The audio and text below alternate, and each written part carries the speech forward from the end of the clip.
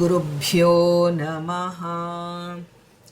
ಶಾಂತಾಕಾರಂ ಭುಜಗಶಯನಂ ಪದ್ಮನಾಭಂ ಸುರೇಶಂ ವಿಶ್ವಾಧಾರಂ ಗಗನಸದೃಶಂ ಮೇಘವರ್ಣಂ ಶುಭಾಂಗಂ ಲಕ್ಷ್ಮೀಕಾಂತಂ ಕಮಲನಯನೈ ಯೋಗಿಭಿರ್ಧ್ಯಾನಗಮ್ಯಂ ವಂದೇ ವಿಷ್ಣುಂ ಭವಭಯಹರಂ ಸರ್ವಲೋಕೈಕನಾಥಂ.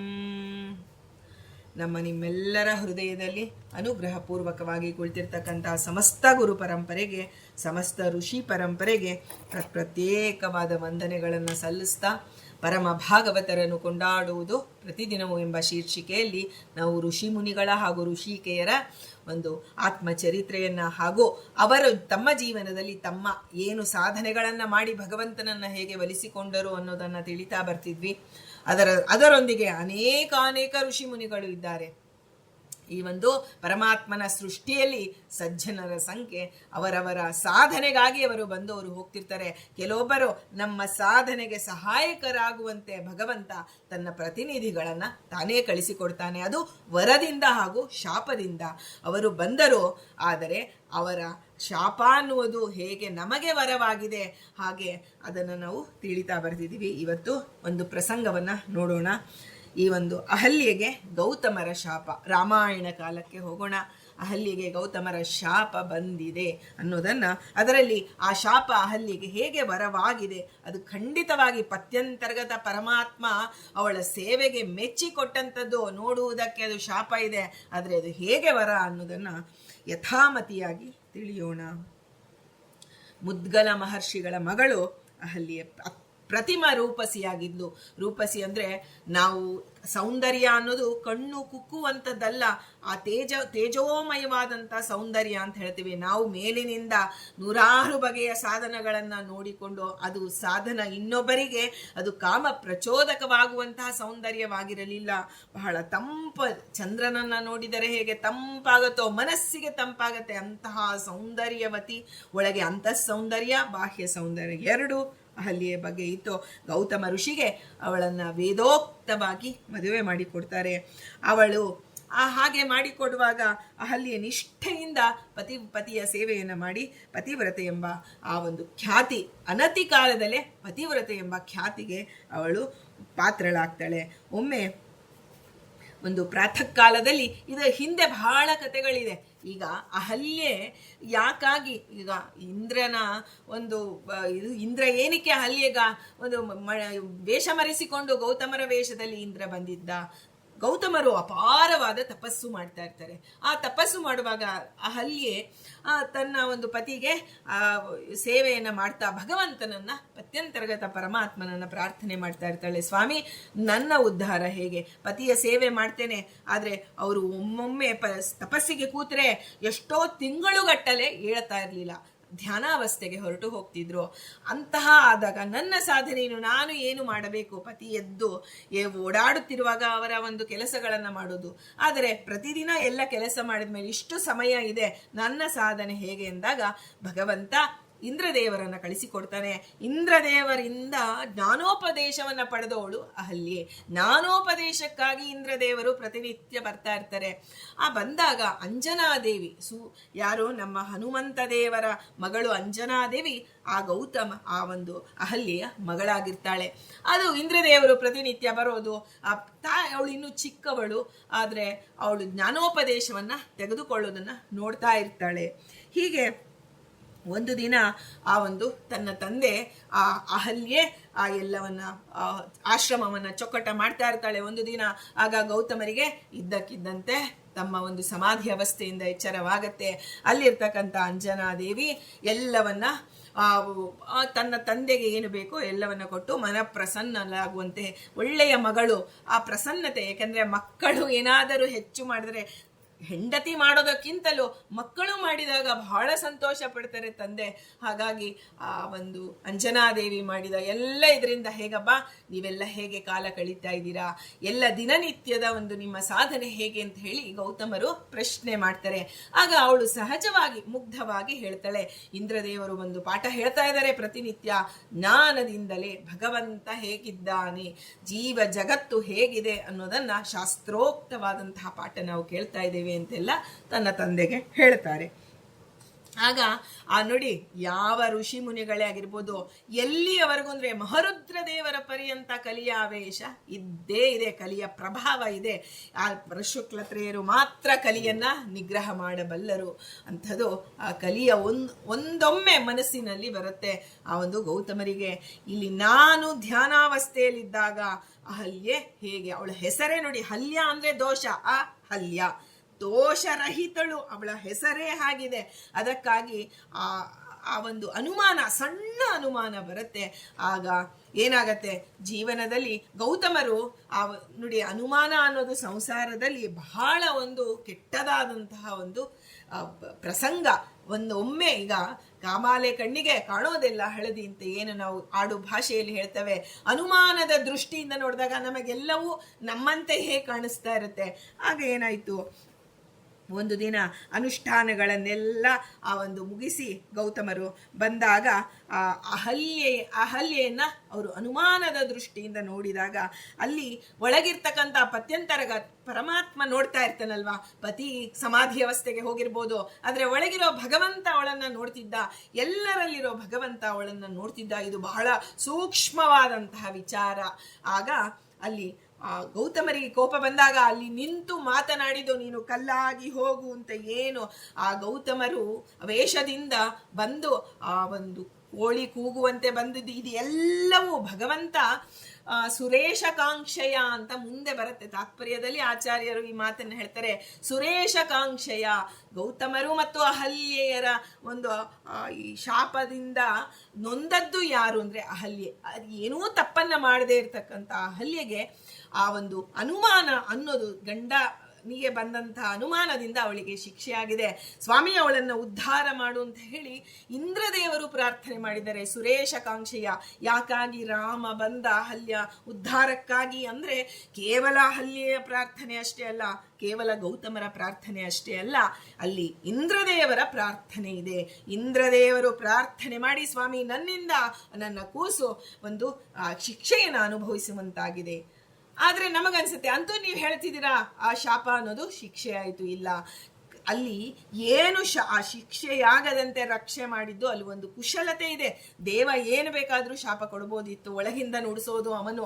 ಆ ಅಹಲ್ಯೆಗೆ ಏನಂತ ಹೇಳಿದ್ರು ಗೌತಮರು, ಕಲ್ಲಾಗಿ ಹೋಗು ಅಂದ್ರು. ಕಲ್ಲು ಅಂದ್ರೆ ಜೀವ, ಅವಳು ಜೀವ ಹೇಗೆ ಜಡವಾಗತ್ತೆ? ನಾವು ಹೇಳ್ತೀವಲ್ಲ, ಜೀವ ಬೇರೆ ಜಡ ಬೇರೆ, ಜೀವ ಜಡಕ್ಕೆ ಭೇದವಿದೆ ಅಂತ ನಾವು ಹೇಳ್ತೇವೆ. ಆದ್ರೆ ಇಲ್ಲಿ ನಮ್ಮ ಪ್ರಮೇಯಕ್ಕೆ ವಿರುದ್ಧವಾಗಿದೆಯಲ್ಲ, ಕಲ್ಲಾಗಿ ಹೋಗು ಅಂದ್ರೆ ಅವಳೇನು ಕಲ್ಲಾಗ್ಬಿಟ್ಲ, ಜಡವಾಗ್ಬಿಟ್ಲ? ಜೀವ ಇರೋಳು ಯಾವತ್ತೂ ಜಡ ಆಗೋಕೆ ಸಾಧ್ಯವೇ ಇಲ್ಲ. ನೋಡಿ, ಒಂದೊಂದು ಸಣ್ಣ ಪ್ರಸಂಗವನ್ನ ನಾವು ಆ ಒಂದು ಪ್ರಮೇಯಗಳನ್ನ ಅರ್ಥ ಮಾಡಿಕೊಳ್ಳುವುದಕ್ಕಾಗಿ ನಾವು ಇದನ್ನ ಬಳಸ್ಕೊಳ್ಳಬೇಕು ಅಂತ ಹೇಳಿ ಭಗವಂತ ಇದೆಲ್ಲವನ್ನ ನಮಗೆ, ಅವರ ಋಷಿ ಮುನಿಗಳ ಚರಿತ್ರೆಯೇ ನಮಗೆ ಪಾಠವಾಗಿದೆ. ನಾವು ಬೇರೆಯ ಪಾಠ ಅಲ್ಲ, ಆ ಚರಿತ್ರೆಯನ್ನ ನಾವು ಜಿಜ್ಞಾಸಾಪೂರ್ವಕವಾಗಿ ಕೇಳ್ತಾ ಹೋದ್ರೆ ಅದೇ ನಮಗೆ ಪಾಠವಾಗತ್ತೆ. ಹಾಗೆ ಆ ಕಲ್ಲಾಗಿ ಹೋಗು ಅಂದ್ರೆ, ಈಗ ನೋಡಿ, ಅಹಲ್ಯೆ ಗೌತಮರು ಅಹಲ್ಯೆಗೆ ಶಾಪ ಕೊಟ್ಟಿದ್ದಾರೆ ಅಂದ್ರೆ ಅಹಲ್ಯೆಗೆ ಗೌತಮರ ವಿಯೋಗವಾಯಿತು ಅಂತ ಹೆಚ್ಚು ಪ್ರತಿಬಿಂಬಿಸೋದು ಇದೇ ಒಂದು ವಿಷಯವನ್ನ. ಆದರೆ ಗೌತಮರಿಗೂ ಅಹಲ್ಯೆ ವಿಯೋಗವಾಗಿತ್ತು ಅನ್ನೋದನ್ನ ಸಾಮಾನ್ಯವಾಗಿ ನಾವು ಕೇಳೋದಿಲ್ಲ. ಯಾಕೆಂದ್ರೆ ಭಗವಂತ ಒಬ್ಬನೇ ಸ್ವರಮಣ, ತನ್ನಿಂದ ತಾನು ಆನಂದ ಪಟ್ಟುಕೊಳ್ಳೋನು ಭಗವಂತ ಮಾತ್ರ. ಎಲ್ಲರಿಗೂ ದೇವನ ಅವಶ್ಯಕತೆ ಇದೆ ಆನಂದ ಅನುಭವಿಸೋದಕ್ಕಾಗಿ. ದೇವನಿಗೆ ಮಾತ್ರ ಅವನು ಸ್ವತಂತ್ರನಾಗಿದ್ದಾನೆ, ತನ್ನ ಆನಂದ ಅವನ ಆನಂದ ಅವನಿಂದಲೇ, ಆದರೆ ನಮ್ಮೆಲ್ಲರ ಆನಂದ ಭಗವಂತನಿಂದಲೇ. ಹೀಗೆ ಅಹಲ್ಯೆಗೆ ಗೌತಮರ ಆನಂದ, ಗೌತಮರಿಗೆ ಅಹಲ್ಯೆಯಿಂದ ಆನಂದ ಅಂತ ಹೇಳ್ಬೇಕಾದ್ರೆ, ಈಗ ಅಹಲ್ಯೆಗೆ ಗೌತಮರ ವಿಯೋಗವಾಗಿತ್ತು ಅಂದರೆ ಗೌತಮರಿಗೂ ಅಹಲ್ಯೆಯ ವಿಯೋಗವಾಗಿತ್ತು ಅನ್ನೋದನ್ನ ಎಚ್ಚರಿಕೆಯಿಂದ ನಾವು ತಿಳಿಬೇಕು.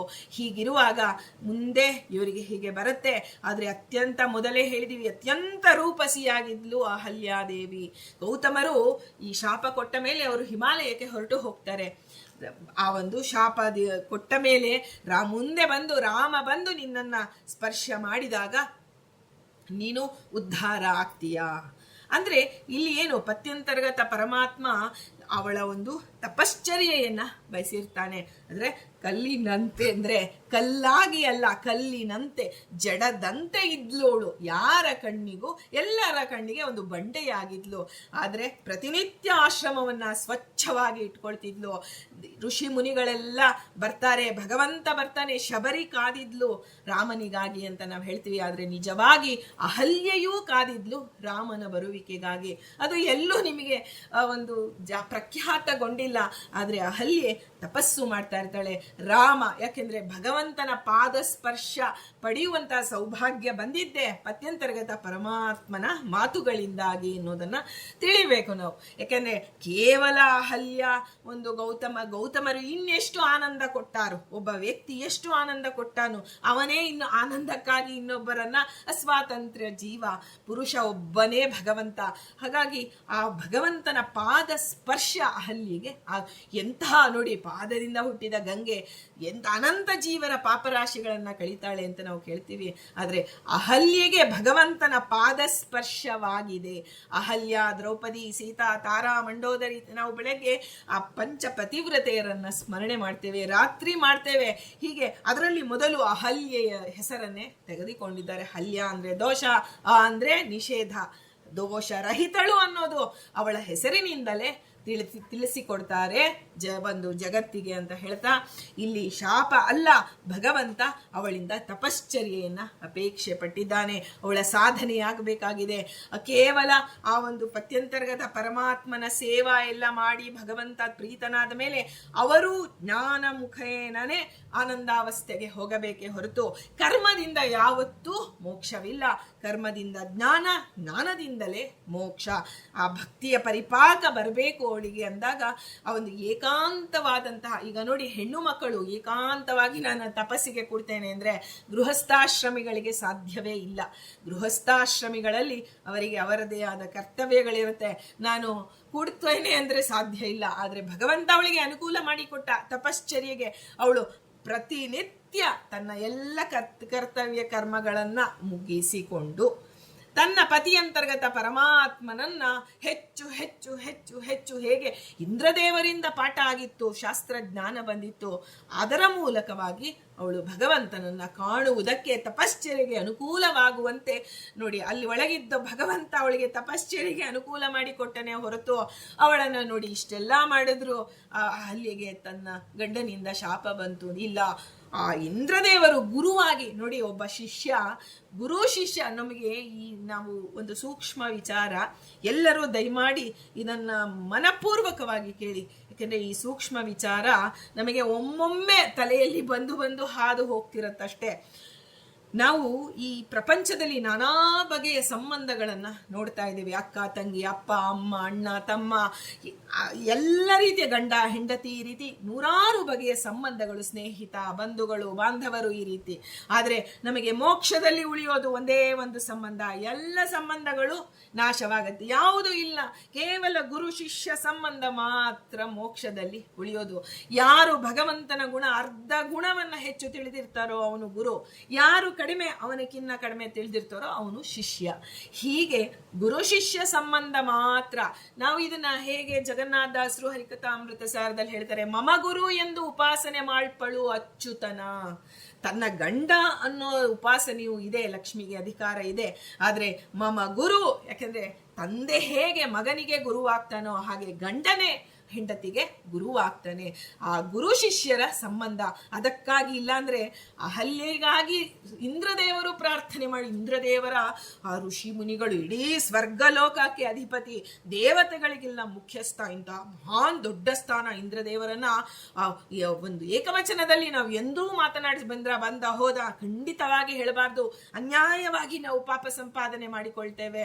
ಇಂದ್ರದೇವರು ಗುರುಗಳು ತನ್ನ ಶಿಷ್ಯಗೆ ಬಂದಂತಹ ಒಂದು ಆಪತ್ತನ್ನ ನೋಡಿ ಆ ಒಂದು ಭಗವಂತ ಬರೋದಕ್ಕೆ ಶೀಘ್ರವಾಗಿ ಬಾ ಸ್ವಾಮಿ ಅಂತ ಹೇಳಿ, ಒಂದು ಎಷ್ಟಾದರೂ ಒಂದು ಹೆಣ್ಣಲ್ವಾ, ಆ ಹೆಣ್ಣಿನ ಪ್ರಾರ್ಥನೆಗಿಂತ ಅಲ್ಲಿ ಇಂದ್ರದೇವರ ಪ್ರಾರ್ಥನೆ ಸುರೇಶಕಾಂಕ್ಷೆಯ. ಅದಕ್ಕಾಗಿ ಅಂದ್ರೆ ಸುರೇಶ ಅಂದ್ರೆ ಇಂದ್ರದೇವರ ಒಂದು ಪ್ರಾರ್ಥನೆಯಿಂದಾಗಿ ರಾಮದೇವರು ಅಲ್ಲಿ ಬಂದು ಅಲ್ಲಿ ಉದ್ಧಾರ ಮಾಡಿದರು ಅಂತ ಹೇಳಿ ರಾಮಾಯಣದಲ್ಲಿ ಬರುತ್ತೆ. ಹೀಗೆ ಇಂತಹ ಒಂದು ಶಾಪ ಅಂತ ನೋಡೋದಕ್ಕೆ ಅನಿಸಿದ್ರು ಅದು ಒಳಗೆ ವರವೇ ಆಗಿದೆ ಅಂತ ನಾವು ತಿಳಿಬೇಕು ಅಂತ ಈಗ ಮತ್ತೊಂದು ಪ್ರಸಂಗವನ್ನು ನೋಡೋಣ. ಇದೇ ಒಂದು ಇದರಲ್ಲಿ ಹಿಂದೆ ಜಯಂತ ನಮಗೆಲ್ಲ ಗೊತ್ತು, ಪಾದಕ್ಕೆ ಅಭಿಮಾನಿ ಜಯಂತ, ಪಾದಮಾನಿ ಜಯಂತನೊಳು ಸುಮೇಧನಾಮಕ ನಿಪ್ಪ ದಕ್ಷಿಣ ಪಾದದಂಗುಟದಲ್ಲಿ ಪವನನು ಭಾರ ಬೃದ್ರೂಪ ಅಂತ ಜಗನ್ನಾಥದಾಸರು ಹೇಳ್ತಾರೆ. ಇಲ್ಲಿ ಆ ಒಂದು ಪಾದಗಳಿಗೆ, ನಮ್ಮ ಒಂದು ನಡಿಗೆಗೆ ಜಯಂತ, ತತ್ವಾಭಿಮಾನಿಯಾದಂತಹ ಜಯಂತನಿಗೆ ಒಮ್ಮೆ ಮುನಿಯ ಶಾಪ ಬಂದಿದೆ. ಹೇಗೆ ಆ ಶಾಪ ಹೇಗೆ ಬಂತು? ನಾವು ಕೇಳ್ತೀವಿ ಜಯತೀರ್ಥರ ಒಂದು ಪ್ರಸಂಗದಲ್ಲಿ ಕಾಕಾಸುರನ ಪ್ರಸಂಗ ಅಂತೇನು ಕೇಳ್ತೀವಲ್ಲ, ಅದು ಏನು ಅನ್ನೋದನ್ನ ಯಥಾಮತಿಯಾಗಿ ತಿಳಿಯೋಣ. ಒಮ್ಮೆ ಏನಾಯಿತು, ಇಂದ್ರನ ಮಗ, ಇಂದ್ರದೇವರ ಮಗನೇ ಜಯಂತ. ಆ ಜಯಂತ ಅಪ್ಸರೆಯರು ಗಂಧರ್ವರೊಡನೆ ಭೂಲೋಕಕ್ಕೆ ಬರ್ತಾನೆ ಕ್ರೀಡೆಗಾಗಿ. ಆಗ ಒಂದು ಸುಂದರವಾದ ಕೊಳವನ್ನು ನೋಡ್ತಾನೆ. ಅಲ್ಲಿ ಜಲಕ್ರೀಡೆಗಾಗಿ ಎಲ್ಲರೂ ಇಳಿದಿದ್ದಾರೆ. ಆದರೆ ಅದರ ಹತ್ತಿರದಲ್ಲೇ ಒಬ್ಬ ಮುನಿಯ ಆಶ್ರಮವಿರುತ್ತೆ. ಅದರ ಅರಿವು ಇಲ್ಲದಂತೆ ಅಂದ್ರೆ ಭಗವಂತನ ಅಕಸ್ಮಾತ್ ಅಂತ ಹೇಳ್ತೀವಲ್ಲ, ಭಗವಂತ ಒಳಗೆ ನಿಂತು ಪ್ರೇರಣೆ ಮಾಡಿದಂತೆ ನಮ್ಮ ಜೀವನ ಇರುತ್ತೆ. ಆ ಶಾಂತವಾದಂತಹ ವಾತಾವರಣವನ್ನ ಹಾಳು ಮಾಡಿಬಿಡ್ತಾರೆ ಆತನ ಸ್ನೇಹಿತರೆಲ್ಲ. ಆಗ ಆ ಮುನಿಯ ತಪೋಭಂಗಕ್ಕೆ ಆ ಒಂದು ಈ ಜಯಂತನ ಚರ್ಯೆ ಕಾರಣವಾಗುತ್ತೆ. ಆಗ ಅವನು ಸಿಟ್ಟಿನಿಂದ ಇದಕ್ಕೆ ಕಾರಣನಾದಂತಹ ಈ ಜಯಂತನೇ, ಇಂದ್ರನ ಮಗನಾದಂತಹ ಜಯಂತ, ನೀನು ಕಾಗೆಯಾಗು ಅಂತ ಹೇಳಿ ಶಪಿಸಿ ಬಿಡ್ತಾನೆ. ಆಗ ಜಯಂತನಿಗೆ ನೋಡಿ, ಕಲಿ ಪ್ರವೇಶ ಆದಾಗ ನಾನು ಏನು ಮಾಡ್ತಿದ್ದೇನೆ ತಪ್ಪು ಅನ್ನೋದೇ ನಮಗೆ ಅರಿವಾಗೋದಿಲ್ಲ. ಆನಂತರ ಸಜ್ಜೀವರು ಬಂದು ಮುನಿಯ ಕಾಲಿಗೆ ಬೀಳ್ತಾರೆ. ಸ್ವಾಮಿ, ನನ್ನ ತಪ್ಪನ್ನು ಕ್ಷಮಾ ಮಾಡಿ ಅಂದಾಗ ನಿನ್ನ ಭಗವಂತನ ಪಾದ ಸ್ಪರ್ಶದಿಂದ ನಿನಗೆ ಶಾಪ ಮುಕ್ತಿಯಾಗುತ್ತೆ. ಎಲ್ಲಿ ಜಯಂತ ನೋಡಿ, ಎಂಥ ಒಂದು ತಪ್ಪು ಮಾಡಿದರೆ ಶಿಕ್ಷೆ ಕೊಟ್ಟು ರಕ್ಷೆ ಮಾಡುವಂತಹ ಸ್ವಭಾವ ಭಗವಂತನದು.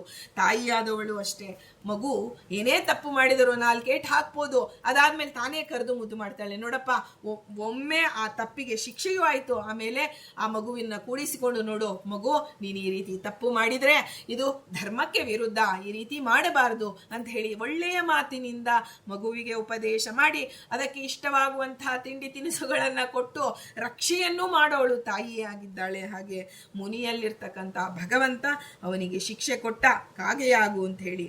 ಆದರೆ ಭಗವಂತನ ಸ್ಪರ್ಶ ನಿನಗೆ ಆಗಲಿ, ಆಗ ನಿನಗೆ ಮುಕ್ತಿಯಾಗತ್ತೆ. ಮುಕ್ತಿ ಅನ್ನೋದು ಮೋಕ್ಷಾವಸ್ಥೆ. ಅದು ಮುಕ್ತಿ ಅನ್ನೋದು ಈಗ ನೋಡಿ, ಒಂದು ಮೋಕ್ಷ ಅನ್ನೋದು ದ್ವಿದಳಾತ್ಮಕವಾದದ್ದು ಅಂತಾರೆ. ಅನಿಷ್ಟ ನಿವೃತ್ತಿ, ಇಷ್ಟ ಪ್ರಾಪ್ತಿ. ಮೊದಲು ಅನಿಷ್ಟ ನಿವೃತ್ತಿ ಆಗಬೇಕು, ಆನಂತರ ನಮಗೆ ಹಾಗಲ್ಲ. ನಾವು ಏನೋ ಒಂದು ದೇವರ ಸೇವೆ ಮಾಡ್ತೀವಿ, ಗುರುಗಳ ಸೇವೆ ಮಾಡ್ತೀವಿ, ಇಷ್ಟಕ್ಕಾಗಿ ಮಾಡ್ತೀವಿ. ನಮಗೇನೋ ಒಂದು ಇಷ್ಟ, ನಮಗೇನೋ ಒಂದು ಸ್ಥಾನವನ್ನು ಹೊಂದಬೇಕು ಅಂತಲೋ, ನಮ್ಮ ಬಡತನವನ್ನು ನೀಗಿಸ್ಕೊಳ್ಳಬೇಕು ಅಥವಾ ಮಕ್ಕಳಾಗಬೇಕು, ಏನೋ ಒಂದು ಆಧಾರದಿಂದ ನಾವು ದೇವನನ್ನ ಪ್ರಾರ್ಥನೆ ಮಾಡಿ ಗುರುಗಳ ಸೇವಾ ಮಾಡ್ತೀವಿ, ನಮಗೆ ಇಷ್ಟವನ್ನ ಪೂರ್ತಿ ಮಾಡಿಕೊಡಿ. ಆದರೆ ಅಲ್ಲಿ ಬರೀ ನಾವು ಇಷ್ಟಪಟ್ಟ ತಕ್ಷಣ ಅದು ಸಿಗಬೇಕಾದ್ರೆ, ಅದು ದಕ್ಕಬೇಕಾದ್ರೆ ನಮಗೆ ಅಲ್ಲಿ ಪಾಪಗಳು ಕೂತಿದೆ, ಆ ಅಡ್ಡಿ ಹಾಗೆ ಅನಿಷ್ಟ ಅನ್ನೋ ಒಂದು ಪಾಪ ಕೂತಿದೆ. ಆ ಪಾಪ ನಿವಾರಣೆ ಹೊರತು ನಮಗೆ ಇಷ್ಟ ಆಗೋದಿಲ್ಲ. ಆದರೆ ರಾಯರ ಸೇವೆ ಮಾಡಿದಾಗ ಆಯ್ತಲ್ಲ, ಅದು ಹೇಗೆ ಅಂದ್ರೆ, ರಾಯರು ತಮ್ಮ ಪುಣ್ಯವನ್ನ ಕೊಟ್ಟು ನಮಗೆ ಆ ಒಂದು ನಾವೇನು ಕೇಳ್ತೇವೆ ಅದನ್ನ ಕೊಟ್ಟಿರ್ತಾರೆ. ಆದರೆ ನಿಜವಾಗಿ ನಮ್ಮ ಸಾಧನೆಯಿಂದ ನಾವು ಹೊಂದುವುದು ಬೇರೆ. ಅಂದ್ರೆ ಸಾಧನೆ ಪರಿಪೂರ್ಣವಾದರೆ ನಮಗೇನೂ ಆಸೆಯೇ ಬರೋದಿಲ್ಲ. ಆಸೆಯೇ ಒಂದು ರೀತಿಯಲ್ಲಿ ಅಲಂಬುದ್ಧಿ ಬರುತ್ತೆ ನಮಗೆ. ಈ ಜೀವ ಜಡ ಯಾವುದು ಬೇಡ ಸ್ವಾಮಿ, ನೀನೊಬ್ಬನೇ ನನಗೆ ಬೇಕು. ಆದರೆ ನಾವಿನ್ನೂ ಅಪಕ್ವ ಅವಸ್ಥೆಯಲ್ಲಿ ಸಾಧಕರೇ ಅಲ್ಲ, ನಾವಿನ್ನೂ ಸಾಮಾನ್ಯವಾದಂತಹ ಅಲ್ಪ ಜೀವರಾಶಿಗಳು. ನಮಗೆ ಇದು ಬೇಕು ಅದು ಬೇಕು, ಕರ್ಮಾನುಸಾರ ಆಸೆ ಆಗ್ತಾ ಇರುತ್ತೆ. ಆಸೆಯಾಗಿದ್ದು ನಮಗೆ ಗುರುಗಳಲ್ಲಿ ನಂಬಿಕೆ ಬರುವ ಸಲುವಾಗಿ ಭಗವಂತ ಕೊಟ್ಟಿರ್ತಾನೆ. ಆದರೆ ಅದೇ ಪ್ರಧಾನದಂತೆ ಅಲ್ಲ ಅಂತ ನಾವು ತಿಳಿಬೇಕು. ಹೀಗೆ ಜಯಂತ, ಅವನ ಸ್ನೇಹಿತರು, ಅಪ್ಸರೆಯರು, ಗಂಧರ್ವರು ಎಲ್ಲರೂ ನೋಡ್ತಾ ಇದ್ದಾರೆ. ನೋಡ್ತಿದ್ದಂತೆ ಆ ಕ್ಷಣದಲ್ಲಿ, ತಪ್ಪು ಮಾಡಿದ ಮರುಕ್ಷಣದಲ್ಲಿ ಜಯಂತನಿಗೆ ಶಿಕ್ಷೆಯಾಗಿದೆ. ಕಾಗೆಯ ರೂಪ ಬಂದು ಅಲ್ಲಿಂದ ಹಾರಿ ಹೋಗಿ ಬಿಡ್ತಾನೆ. ಇದು ಒಬ್ಬ ರಾಕ್ಷಸನ ಕಿವಿಗೆ ಬೀಳತ್ತೆ, ಜಯಂತ ಕಾಗೆಯಾಗಿದ್ದಾನೆ. ಆಗ ಅವನು ಜಯಂತನ ದೇಹದಲ್ಲಿ ಸೇರಿಕೊಂಡು ಬಿಡ್ತಾನೆ. ಅವನಿಂದ ಆ ಒಂದು ಪಾಪ ಕೃತ್ಯಗಳನ್ನ ಒಳಗೆ ನಿಂತು ಒಬ್ಬ ಅಸುರನಿಗೆ ಅವನ ದೇಹದಲ್ಲಿ ಸ್ಥಾನವನ್ನ ಕೊಟ್ಟಿದ್ದಕ್ಕಾಗಿ ಜಯಂತನಿಗೂ ಶಿಕ್ಷೆಯಾಗತ್ತೆ ಮುಂದೆ. ಹಾಗೆ ಕಾಕಾಸುರ ಅಂತನ್ನುವಂತಹ ಹೆಸರು ಬಂದು ಬಿಡುತ್ತೆ. ಹಾಗೆಗೆ ಮುಂದೆ ರಾಮಾವತಾರ ಕಾಲದವರೆಗೂ ಪ್ರತೀಕ್ಷೆ ಮಾಡ್ತಾ ಇರ್ತಾನೆ ಜಯಂತ. ನೋಡಿ, ಯಾವ ರೂಪದಲ್ಲಿ, ಮನುಷ್ಯ ರೂಪದಲ್ಲಿ, ದೇವತಾ ರೂಪದಲ್ಲಿ ತತ್ವಾಭಿಮಾನಿಯಾಗಿರ್ತಕ್ಕಂಥ ಉತ್ತಮ ಸ್ಥಾನವನ್ನು ಹೊಂದಿದಂತಹ ಜಯಂತನಿಗೆ ಎಂತಹ ಅವಸ್ಥೆ ಆಗಿದೆ ಅಂದ್ರೆ, ಸಾಮಾನ್ಯರಾದ ನಮಗೆ ನಾವು ಅರಿವಿಲ್ಲದಂತೆ ನಾವು ನಮ್ಮ ಜೀವನದಲ್ಲಿ ಪ್ರಿಯಾರಿಟಿ ಅನ್ನೋದೇ ಇಲ್ಲ. ನಮಗೆ ಏನು ನಮ್ಮ ಮನಸ್ಸಿಗೆ ಬಂದಂತೆ ನಮ್ಮ ಜೀವನ, ಇವತ್ತು ಇಲ್ಲಿ, ನಾಳೆ ಇಲ್ಲಿ, ಗುರಿಯೇ ಇಲ್ಲದ, ಗುರುವೇ ಇಲ್ಲದಂತಹ ಜೀವನ ನಮ್ಮದು. ಹಾಗೆ ರಾಮಾವತಾರ ಕಾಲ ಬಂದಿದೆ. ರಾಮದೇವರು ಸೀತೆ ವನವಾಸಕ್ಕಾಗಿ ಕಾಡಿಗೆ ಬಂದಿದ್ದಾರೆ. ಸೀತೆಯ ಮಡಿಲಲ್ಲಿ ಒಮ್ಮೆ ರಾಮ ಮಲಗಿರ್ತಾನೆ. ಭಗವಂತನಿಗೆ ಎಲ್ಲಿಯ ನಿದ್ದೆ. ಆದರೆ ಮುಂದೆ ಇವನಿಗೆ ಜಯಂತನನ್ನ ಉದ್ಧಾರ ಮಾಡಬೇಕಾಗಿದೆ. ಲಕ್ಷ್ಮೀನಾರಾಯಣರು ಈ ಜೀವಿಗಳ ಉದ್ಧಾರಕ್ಕಾಗಿ ಬಂದವರು, ಅವರು ಕರ್ಮಾನುಸಾರಿಯಾಗಿ ಬಂದವರಲ್ಲ ಅಂತ ತಿಳಿಬೇಕು. ಈಗ ಸೀತೆ ಅಲ್ಲಿ ಇರ್ತಾಳೆ, ರಾಮ ಮಲಗಿದ್ದಾನೆ ಮಡಿಲಲ್ಲಿ. ಆಗ ಕಾಕಾಸುರನಿಗೆ ಒಳಗಿನಿಂದ ಪ್ರೇರಣೆ ಆಗುತ್ತೆ. ಸೀತೆಯ ಎದೆಗೆ ಬಂದು ಕುಕ್ಕುತ್ತಾನೆ. ನೋಡಿ, ಎಲ್ಲಿ ಜಯಂತ, ಎಲ್ಲಿ ಅಸುರ.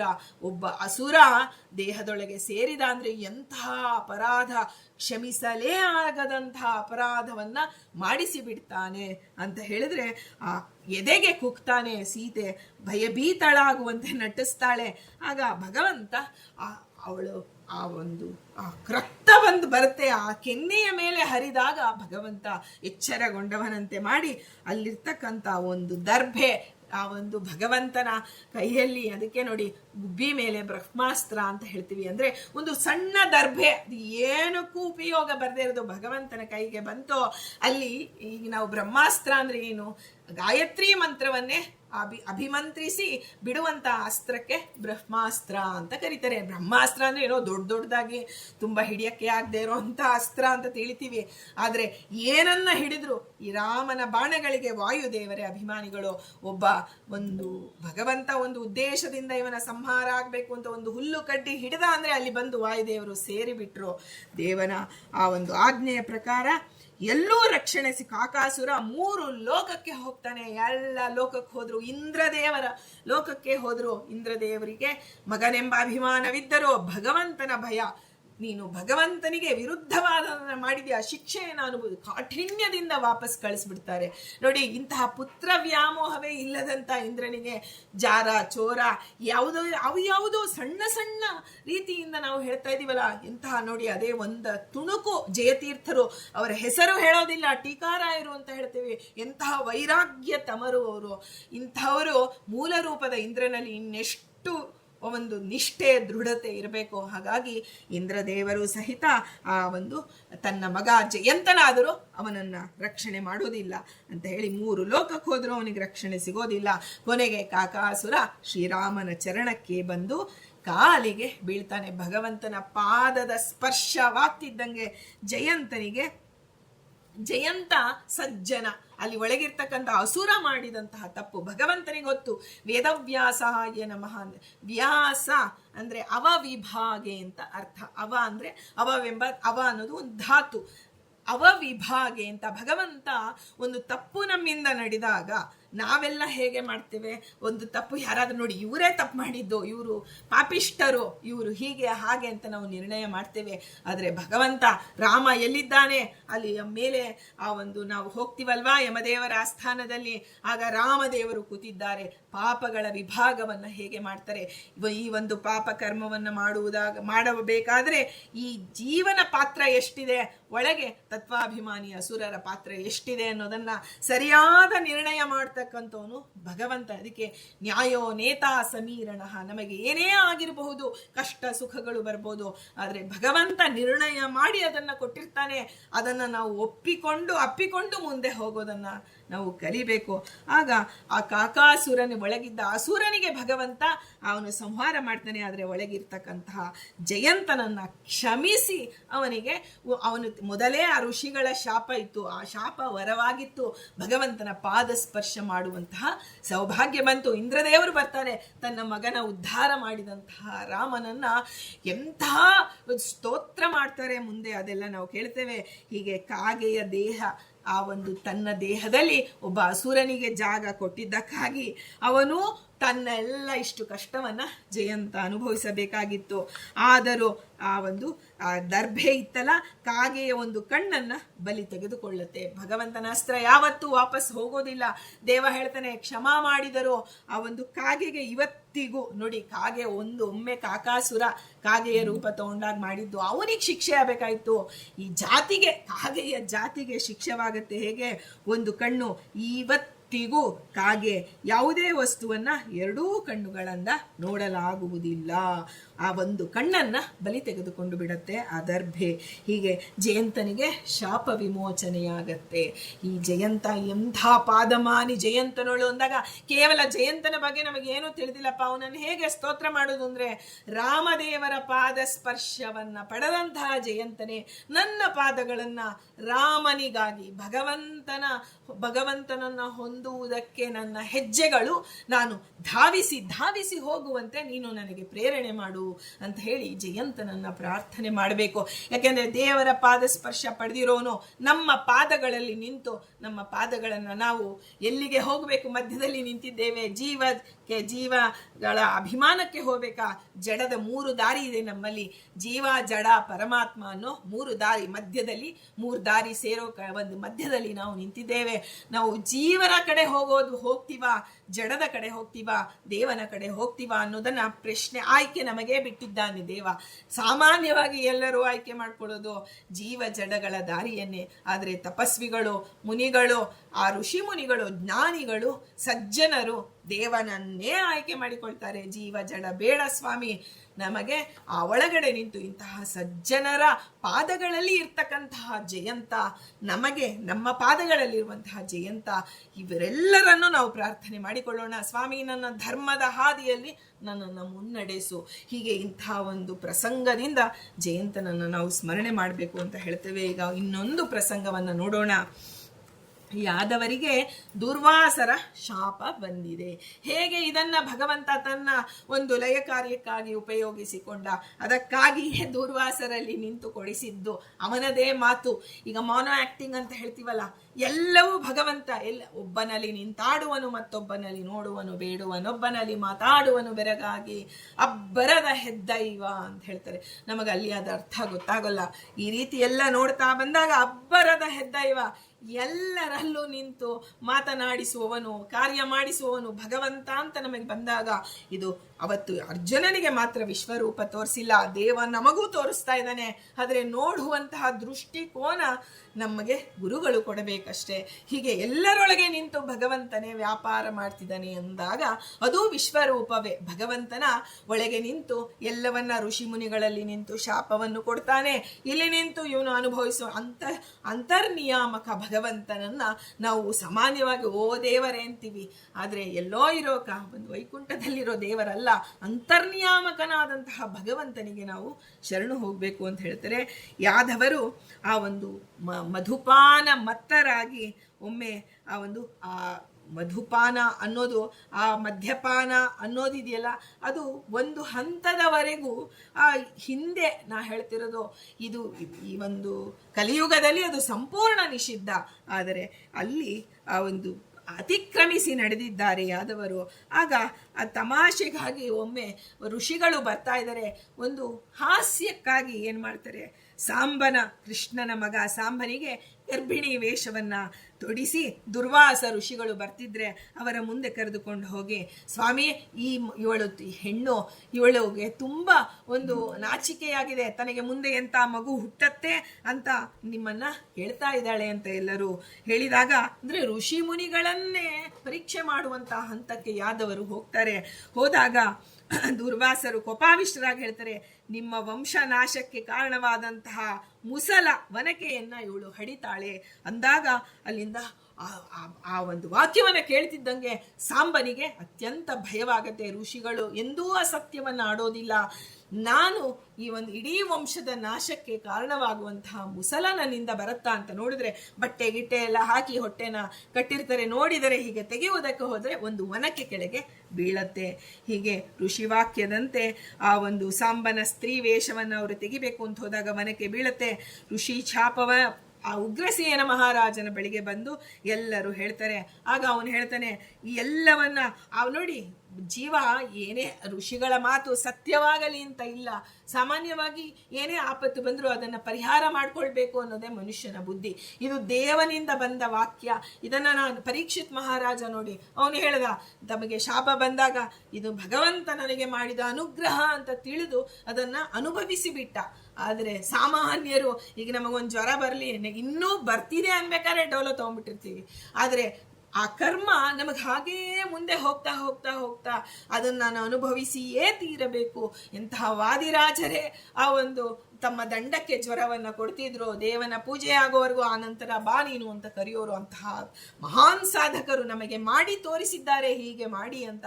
ಆದರೆ ನಮ್ಮ ಮನಸ್ಸು ನಾವೆಲ್ಲ ಪರಿಹಾರ, ನಾವು ಆನಂದವಾಗಿರಬೇಕು, ಸಂಸಾರದಲ್ಲಿ ಆನಂದ ಬೇಕು ಅಂತ ಮೂರ್ಖರಂತೆ ಸಂಸಾರ ಇರೋದೇ ನಮಗೆ ಭ್ರಮೆಯನ್ನು ಹುಟ್ಟಿಸೋದಕ್ಕಾಗಿ, ಸಾಧನೆಗಾಗಿ ಬಂದಿದ್ದೀವಿ.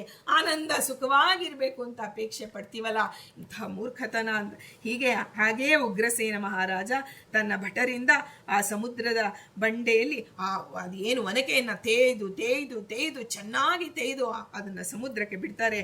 ಕೊನೆಯಲ್ಲಿ ಒಂದು ತುಂಡು ಉಳಿಯುತ್ತೆ, ಅದನ್ನು ಸಮುದ್ರಕ್ಕೆ ಎಸೆದು ಬಿಡಿ ಅಂದಾಗ ಆ ಮುಸಲ ಆ ಒಂದು ತೇಯ್ದು ಹಾಕಿದಂತಹ ಜಾಗದಲ್ಲಿ ಜೊಂಡು ಹುಲ್ಲು ಅದನ್ನು ಬೆಳೀತು. ಈಟಿಯಂತೆ ಗಟ್ಟಿಯಾಗಿ ಅದು ಬೆಳೀತಾ ಇದೆ. ಆ ಚೂರನ್ನ ಒಂದು ಮೀನು ನುಂಗತ್ತೆ. ಆ ಮುಸಲ ಆ ಒಂದು ಪ್ರತ್ಯಕ್ಷವಾದ ಗಳಿಗೆಯಿಂದ ದ್ವಾರಕೆಯಲ್ಲಿ ಅನೇಕ ಅಪಶಕುನಗಳು ಆಗತ್ತೆ. ಯಜ್ಞಶಾಲೆಯಲ್ಲಿ ಹಾವು, ಚೇಳು, ನರಿ ಎಲ್ಲವೂ ಬಂದು ಬಿಡತ್ತೆ. ರಾತ್ರಿ ಸುಖವಾಗಿ ಮಲಗಿದ್ದಂಥ ಯಾದವರ ಕೈಕಾಲುಗಳನ್ನ, ಬೆರಳುಗಳನ್ನ ಇಲಿ ಹೆಗ್ಗಣಗಳು ಬಂದು ಅದನ್ನ ತಿನ್ನಲು ಪ್ರಾರಂಭ. ನೋಡಿ ಎಂತಹ ಒಂದು ಘೋರವಾದಂತಹ ಸೂಚನೆಗಳನ್ನ ದೇವ ಕೊಟ್ಟ. ಇದ್ದಕ್ಕಿದ್ದಂತೆ ಒಂದು ಕರಾಳ ಮುಖದ ಭೂತ ಮನೆಗಳಲ್ಲಿ ಕಾಣಿಸಿಕೊಂಡು ಮಾಯವಾಗ್ತಿರುತ್ತೆ. ಇದರಿಂದ ಎಲ್ಲ ಯಾದವರು ಭಯಗೊಂಡಿದ್ದಾರೆ. ಉಗ್ರಸೇನನ ಆಸ್ಥಾನಕ್ಕೆ ಬಂದು ತಮ್ಮ ದುಃಖವನ್ನು ತೋಡಿಕೊಂಡಾಗ ಕೃಷ್ಣ ಹೇಳ್ತಾನೆ, ವೃದ್ಧರು, ಮಕ್ಕಳು, ಸ್ತ್ರೀಯರು, ಮಿಕ್ಕೆಲ್ಲರನ್ನ ಬಿಟ್ಟು ಇವರೆಲ್ಲರೂ ಪ್ರಭಾಸ ಕ್ಷೇತ್ರಕ್ಕೆ ಹೋಗಿ ಒಂದು ದೋಣಿಯಲ್ಲಿ ನೀವು ಹೋಗಿ ಉತ್ತಮ ಧರ್ಮ ಕಾರ್ಯಗಳನ್ನು ಮಾಡೋಣ, ನಮಗೆ ಮರಣಕಾಲ ಸನ್ನಿಹಿತವಾಗಿದೆ ಅಂದರೆ ಯಾವತ್ತೂ ಹೆದರಬೇಡಿ ಅಂತ ಕೃಷ್ಣದೇವ್ ನಮಗೆ ಇದೆಲ್ಲವೂ ನಮಗೆ ಬರೀ ಬಾಯಲ್ಲಿ ಕೃಷ್ಣ ಭಗವದ್ಗೀತೆಯನ್ನು ಉಪದೇಶ ಮಾಡಿದ್ದಲ್ಲ, ಅದನ್ನು ಆಚರಿಸಿ ಹೇಗೆ ಮಾಡಬೇಕು ಅಂತ ತನ್ನವರಿಂದ ಆಚರಣೆ ಮಾಡಿಸಿ ತೋರಿಸಿದ್ದಾನೆ. ಆಗ ವಸುದೇವ ದೇವಕಿ ಅವರೆಲ್ಲ ದ್ವಾರಕೆಯಲ್ಲಿ ಉಳಿತಾರೆ. ಇನ್ನೆಲ್ಲರೂ ಬಲರಾಮನ ಕೃಷ್ಣರ ನೇತೃತ್ವದಲ್ಲಿ ಒಂದು ಪ್ರಭಾಸ ಕ್ಷೇತ್ರಕ್ಕೆ ಬಂದು ಧರ್ಮ ಕಾರ್ಯಗಳನ್ನೆಲ್ಲ ಮಾಡ್ತಾರೆ. ಆದರೆ ದುರ್ವಾಸ ಋಷಿಗಳಲ್ಲಿ ನಿಂತು ದುರ್ವಾಸರು ರುದ್ರದೇವರ ಒಂದು ಅಂಶ ಲಯಕ್ಕೆ ಒಂದು ಲಯ ಮಾಡುವಂತಹ ದೇವತೆ ಮಹರುದ್ರ ದೇವರು, ಆ ಒಳಗಡೆ ನಿಂತ ಭಗವಂತ ನುಡಿದ ವಾಕ್ಯ ಅದು. ಆಗ ಆ ಮದಿರೆಯನ್ನ ಒಮ್ಮೆ ಏನಾಗತ್ತೆ, ಆ ಸಮುದ್ರದ ಒಂದು ದಡದಲ್ಲಿ ಮದಿರೆಯನ್ನ ಕುಡಿದು ಕಂಠಪೂರ್ತಿ ಕುಡಿದು ಮದೋನ್ಮತ್ತರಾಗಿ ಬಿಡ್ತಾರೆ ಯಾದವರು. ಆಗ ತಮ್ಮ ಉಚಿತವಾದಂತಹ ಧರ್ಮ ಕರ್ಮಗಳನ್ನು ಮರೆತು ಬಿಟ್ಟು ಬಲರಾಮ ಕೃಷ್ಣರನ್ನೇ ಧಿಕ್ಕಾರ ಮಾಡಲು ಪ್ರಾರಂಭ ಮಾಡ್ತಾರೆ. ಹಿಂದಿನ ಘಟನೆಗಳೆಲ್ಲ ಆ ಒಂದೆಲ್ಲ ಜ್ಞಾಪಕಕ್ಕೆ ಬರುತ್ತೆ. ಆ ಸಾತ್ಯಕಿ ಕೃತವರ್ಮನನ್ನ ಹೀಯಾಳಿಸ್ತಾನೆ. ಆ ರಾತ್ರಿ ಅಶ್ವತ್ಥಾಮನೊಂದಿಗೆ ನೀನು ಕಳ್ಳನಂತೆ ಪಾಂಡವರ ಶಿಬಿರಕ್ಕೆ ಹೋಗಿ ಕಗ್ಗೊಲೆಯನ್ನ ಮಾಡಿದೀಯ, ನೀನೆಂತಹ ವೀರ. ನೋಡಿ, ಅವರವರಲ್ಲೇ ಜಗಳ ಪ್ರಾರಂಭವಾಗಿ ಬಿಡುತ್ತೆ. ಹೀಗೆ ಯಾಕೆ ಮಾಡಿದ ಕೃಷ್ಣ ಅನ್ನೋದನ್ನ ಯಥಾಮತಿಯಾಗಿ ನಾವು ಜಿಜ್ಞಾಸೆ ಮಾಡೋಣ. ಕೃಷ್ಣ ಹೀಗೆ ವಾಯುದೇವರಾಗ್ಲಿ ಭಗವಂತ ಆಗ್ಲಿ ತನ್ನ ವಂಶವನ್ನ, ಪಾಂಡವರ ವಂಶವನ್ನ ಕ್ಷೇಮಕರಾಜ ಪರ್ಯಂತವಾಗಿ ಅದನ್ನ ಉಳಿಸಿದಂತಹ ಕೃಷ್ಣ ತನ್ನ ವಂಶದವನ್ನ ತಾನೇ ತನ್ನ ಕಣ್ಣೆದುರಿಗೆ ನಾಶವಾಗುವಂತೆ ಯಾಕೆ ಮಾಡಿದ ಅಂತ ನಮಗೆ ಪ್ರಶ್ನೆ ಬರುತ್ತೆ. ಆಗ ಕೃಷ್ಣ ಹೇಳ್ತಾನೆ, ನನ್ನ ವಂಶದವರು ಯಾರಿದ್ದರೂ ಕಲಿಯುಗ ನಡೆಯೋದೇ ಇಲ್ಲ. ತನ್ನ ವಂಶದವರೆಲ್ಲ ಬಂದ್ರು, ತಮ್ಮ ತಮ್ಮ ನಮ್ಮ ದೇವತೆಗಳೆಲ್ಲ ಹುಟ್ಟಿ ಬಂದಿದ್ರು, ಅವರವರ ಕೆಲಸ ಆದ ಮೇಲೆ ಅವರವರ ಸ್ಥಾನಕ್ಕೆ ಕಳಿಸಿಬಿಡಬೇಕು ಅಂತ ಹೇಳಿ ಈ ಎಲ್ಲವರನ್ನ ಎಲ್ಲ ಒಬ್ಬರಿಗೂ ಆ ಯುದ್ಧದ ಪ್ರಸಂಗಗಳು ತುಂಬಾ ವರ್ಣನೆ ಮಾಡ್ತಾರೆ. ಆ ಎಂಜಲು ಪಾತ್ರೆಗಳಿಂದಲೇ ಸಾತ್ಯಕೇನ ಕೃತವರ್ಮನ ಅನುಚರರು ಆ ಎಂಜಲು ಪಾತ್ರೆಗಳು, ತಾವೇನು ಆಹಾರ ಸ್ವೀಕಾರ ಮಾಡ್ತಿರೋ ಆ ಎಂಜಲು ಪಾತ್ರೆಗಳಿಂದ ಆ ಒಂದು ಸಾತ್ವಿಕೆಯನ್ನ ಹೊಡೆದು ಸಂಹಾರ ಮಾಡಿ ಬಿಡ್ತಾರೆ. ಹೀಗೆ ಸಾತ್ವಿಕೆ ರಕ್ಷಣೆಗೆ ಹೋದಂತ ಪ್ರದ್ಯುಮ್ನ, ಅನಿರುದ್ಧ, ಚಾರುದೇಶ್ನ ಎಲ್ಲರೂ ಹತರಾಗಿ ಬಿಡ್ತಾರೆ. ಈಗ ಒಬ್ಬೊಬ್ಬರೊಡನೆ ಅವರವರೇ ಬೇರೆಯವರಿಂದ ನನ್ನ ವಂಶದವರು ಸಾಯೋದು ಬೇಡ, ನನ್ನ ವಂಶದವರು ಪರಸ್ಪರ ಹೊಡೆದಾಡಿ, ಇದಕ್ಕೆ ಗಾಂಧಾರಿಯ ಶಾಪವು ಒಂದು ಕಾರ್ಯ ನೂರಾರು ಕಾರಣಗಳಿಂದ ಘಟಿಸಿರುತ್ತೆ ಅನ್ನೋದು ನಮಗೆ ಅರ್ಥ. ಗಾಂಧಾರಿಯ ಶಾಪ, ನಿನ್ನ ವಂಶವು ಹೇಗೆ ನನ್ನ ಮಕ್ಕಳು ಹೊಡೆದಾಡಿಕೊಂಡು ಸತ್ತರೋ ಹಾಗೆ ನಿನ್ನ ವಂಶದವರು ಹೊಡೆದಾಡಿಕೊಂಡು ಸಾಯಿ, ನಿನ್ನ ವಂಶವು ನಿರ್ವಂಶವಾಗಲಿ. ಭಗವಂತ ಅದನ್ನ ಸಂತೋಷ, ಅಮ್ಮ ನಾನು ಅದನ್ನೇ ಇಚ್ಛಾ ಮಾಡಿರೋದು. ಒಂದು ರೋಗಿ ಹೇಳಿದ್ದು ಬಯಸಿದ್ದು, ವೈದ್ಯ ಹೇಳಿದ್ದು ಒಂದೇ ಆಗಿದೆ ಅಂದಂಗೆ ಭಗವಂತ ತಾನು ಏನು ಇಚ್ಛಾ ಮಾಡ್ತಾನೋ ಅದನ್ನ ಎಲ್ಲರಲ್ಲೂ ನಿಂತು ಮಾಡ್ತಾನೆ. ಹೀಗೆ ಯಾದವರು ಎಲ್ಲವನ್ನ ಪರಸ್ಪರ ಹೊಡೆದಾಡಿಕೊಂಡ ಮೇಲೆ ಎಲ್ಲ ಭಗವಂತ ಬಲರಾಮ ಏಕಾಂತವಾದಂತಹ ಒಂದು ಸ್ಥಳಕ್ಕೆ ಧ್ಯಾನಸ್ಥನಾಗಿ ಬಂದು ಕುಳಿತಾನೆ. ಅವನ ಬಾಯಿಂದ ಸರ್ಪ ಒಂದು ಹೊರಬರುತ್ತೆ. ಆದಿಶೇಷನ ರೂಪವನ್ನು ಪಡೆದು ಸಮುದ್ರದ ಮೂಲಕ ತನ್ನ ಸ್ವಸ್ಥಾನಕ್ಕೆ ಮರಳಿ ಬಿಡತ್ತೆ. ತನ್ನ ಅವತಾರ ಕಾರ್ಯ ಮುಗೀತು. ಬಲರಾಮನು ಹೊರಟ ಅಂದ ಮೇಲೆ ಅಲ್ಲಿಂದ ಕೃಷ್ಣ ಒಂದು ಅಶ್ವತ್ಥ ವೃಕ್ಷದ ಕೆಳಗೆ ಬಂದು ಮಲಗ್ತಾನೆ. ಅವನು ನೋಡಿ ಎಂತಹ ಶ್ರೀಕೃಷ್ಣ, ತಾನು ಎಲ್ಲರನ್ನ ಯಾದವರನ್ನ ಕಳಿಸಿ ತಾನು ಈ ಒಂದು ಅದನ್ನ ಗಾಂಧಾರಿಯ ಶಾಪ ಎಷ್ಟೋ ಇವರನ್ನ ಹೊರತುಪಡಿಸ್ತಾನೆ ಈ ಶಾಪಕ್ಕೆ. ಆದರೆ ಭಗವಂತ ತಾನು ತನ್ನ ಅವತಾರ ಕಾರ್ಯವನ್ನು ಮುಂದುವರಿಸಬೇಕು ಅಂತ ಇದ್ದಿದ್ರೆ ಭಗವಂತ ಇರ್ತಿದ್ದ. ಆದರೆ ಮುಂದುವರಿಸಿದ್ದಾನೆ, ಅವನು ಪರಂಧಾಮಕ್ಕೂ ತೆರಳಿದ್ದಾನೆ. ಆದರೆ ನಮಗೇನನ್ಸುತ್ತೆ, ಕೇವಲ ಕೃಷ್ಣ ದೇಹವನ್ನ ಬಿಟ್ಟ, ಪಾಂಚಭೌತಿಕ ದೇಹವನ್ನ ಸೃಷ್ಟಿ ಮಾಡಿ ಭಗವಂತ 5 ಕಡೆ ಪ್ರವೇಶ ಮಾಡಿದ. ಅದಕ್ಕೆ ನೋಡಿ ಸೂರ್ಯಮಂಡಲದಲ್ಲಿ ಶ್ರೀಕೃಷ್ಣ ಇದ್ದಾನೆ, ಕೃಷ್ಣ ಮಂತ್ರದಲ್ಲಿ ಶ್ರೀಕೃಷ್ಣ ಇದ್ದಾನೆ, 5 ಕಡೆ ಪ್ರವೇಶ ಮಾಡಿದ ಅಂತ ಹೇಳಿ ಭಾಗವತ ಹೇಳುತ್ತೆ. ಆದ್ರೆ ಕೃಷ್ಣನ ಒಂದು ಈ ಒಂದು ಚರ್ಯೆ, ಈ ದುರ್ವಾಸರಿಂದ ಒಂದು ಶಾಪ ಯಾದವರಿಗೆ ಬಂದದ್ದು ಅವರಿಗೆ ಹೇಗೆ ವರವಾಗಿ ಪರಿಣಾಮವಾಯಿತು ಅಂದ್ರೆ, ಆ ಒಂದು ತನ್ನ ವಂಶದವರು ಇನ್ನೊಬ್ಬರೊಂದಿಗೆ, ಈಗ ನೋಡಿ ಒಬ್ಬ ಸಾಮಾನ್ಯದವರು ದೊಡ್ಡವರನ್ನ ಸೋಲಿಸಿದ್ರೆ ಅದು ಬಹಳ ಅವಮಾನ ದೊಡ್ಡವರಿಗೆ, ದೊಡ್ಡವರು ಚಿಕ್ಕವರನ್ನ ಸೋಲಿಸಿದ್ರೆ ಅದು ದೊಡ್ಡವರಿಗೆ ಅವಮಾನ. ಚಿಕ್ಕವನೊಂದಿಗೆ ಜಗಳಕ್ಕೆ ಹೋಗಿದ್ದಾನೆ ನೋಡಿ ಅಂತ ಹೇಳ್ತಾ ಇರ್ತೀವಿ. ಸಮಾನರೊಡನೆ ಯುದ್ಧವಾಗಬೇಕು. ಹೀಗೆ ಯಾದವರಿಗೆ ಆ ದುರ್ವಾಸರ ಒಂದು ಶಾಪ ಅವರಿಗೆ ವರವಾಗಿಯೇ ಪರಿಣಾಮವಾಯಿತು. ಯಾದವರು ತಮ್ಮೊಡನೆ ಎಂದಿದ್ರು ಹುಟ್ಟಿದವನು ಸಾಯಲೇಬೇಕು. ಆದರೆ ಸಾವು ಎಂತಹದು ಅಂದ್ರೆ, ಆ ಋಷಿಗಳ ಮಾತನ್ನ ಸತ್ಯ ಮಾಡಿ ನಾವು ಬದುಕೋಕ್ಕಿಂತ ಋಷಿಗಳ ಮಾತನ್ನ ಸತ್ಯ ಮಾಡಿ ನಾವು ಸಾವನ್ನ ಪಡೆಯೋದಿದೆಯಲ್ಲ, ಅದು ಋಷಿಗಳಿಗೆ ಸಂದುವಂತ ಗೌರವ. ವಾಲಿಗೆ ಇದೇ ರೀತಿ ಶ್ರೀರಾಮ ಹೇಳ್ತಾನೆ. ಮರದಲ್ಲಿ ಒಂದು ಮರದ ಹಿಂದೆ ನಿಂತು ಬಾಣ ಹೊಡಿತಾನೆ ವಾಲಿಗೆ ರಾಮ. ಇನ್ನೇನು ಸಾಯುವಂತಹ ಒಂದು ಕ್ಷಣಗಳಲ್ಲಿ ರಾಮ ಮುಂದೆ ಬರ್ತಾನೆ. ವಾಲಿ ರಾಮನ ಪರಮ ಭಕ್ತ. ಅವಾಗ ಕೇಳ್ತಾನೆ, ಇಂದ್ರದೇವರು ಬಂದಿರೋದು ವಾಲಿಯಾಗಿ. ಆಗ ಏನಪ್ಪಾ ನಿನ್ಗಿನ್ನೂ ಬದುಕಬೇಕು ಅನ್ನೋ ಆಸೆ ಇದೆಯಾ, ನಾನು ಬದುಕಿಸ್ತೇನೆ ಅಂತ ರಾಮ ಹೇಳಿದ್ರೆ, ಬೇಡ ಸ್ವಾಮಿ, ಹರಿವಾಯುಗಳ ಮುಂದೆ ಈ ದೇಹವನ್ನ ನಾನು ಒಂದು ಸಂಪೂರ್ಣವಾಗಿ ನಿಮಗೆ ಶರಣಾಗಿ ನಾನು ಹೋಗ್ತಾ ಇದ್ದೀನಿ ಅಂದಮೇಲೆ, ಇಂತಹ ಪ್ರಸಂಗ ಎಂದೋ ನನಗೆ ಸಾಯ್ತೀನಿ ಅಂದಾಗ ಇಂತಹ ಪ್ರಸಂಗ, ಹನುಮಂತ ದೇವರಿದ್ದಾರೆ, ರಾಮ ಸಾಕ್ಷಾತ್ ರಾಮ ಇದೆಯಾ, ಜೀವಕ್ಕೆ ಅಭಿಮಾನಿಯಾದ ಶೇಷದೇವರು ಲಕ್ಷ್ಮಣರಾಗಿದ್ದಾರೆ. ನಿಮ್ಮೆಲ್ಲರ ಮುಂದೆ ನಿಮ್ಮೆಲ್ಲರ ಸಮಕ್ಷಮದಲ್ಲಿ ಪ್ರಾಣವನ್ನ ನಾನು ಏನು ಅರ್ಪಣೆ ಮಾಡ್ತಿದ್ದೀನಿ, ಅಂಥ ಅವಕಾಶ ನೀನಾಗಿ ಕೊಟ್ಟಿದ್ದನ್ನ ನಾನು ತಿರಸ್ಕಾರ ಮಾಡಲಾರೆ.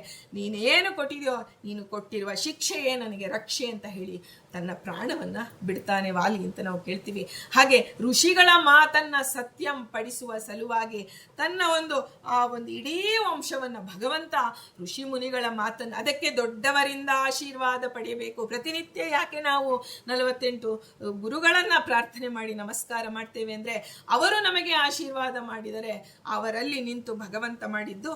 ಅದಕ್ಕೆ ಸತ್ಯಂ ವಿಧಾತಂ ನಿಜಭೃತ್ಯ ಭಾಷಿತಂ ಅಂದ್ರೆ ಭಗವಂತ ಅವರ ಮಾತನ್ನ ಸತ್ಯಪಡಿಸ್ತಾನೆ ಅಂತ ಹೇಳ್ತಾ, ಇಲ್ಲಿ ನಾವು ದುರ್ವಾಸ ಋಷಿಗಳ ಅಂತರ್ಗತ, ಮುಖ್ಯ ಪ್ರಾಣ ಅಂತರ್ಗತ ಶ್ರೀಕೃಷ್ಣನಲ್ಲಿ ಎಲ್ಲವೂ ಸರ್ವಂ ಶ್ರೀಹರಿಮಯಂ ಅನ್ನುವಂಥ ಅನುಸಂಧಾನ ಕೊಡು ಸ್ವಾಮಿ.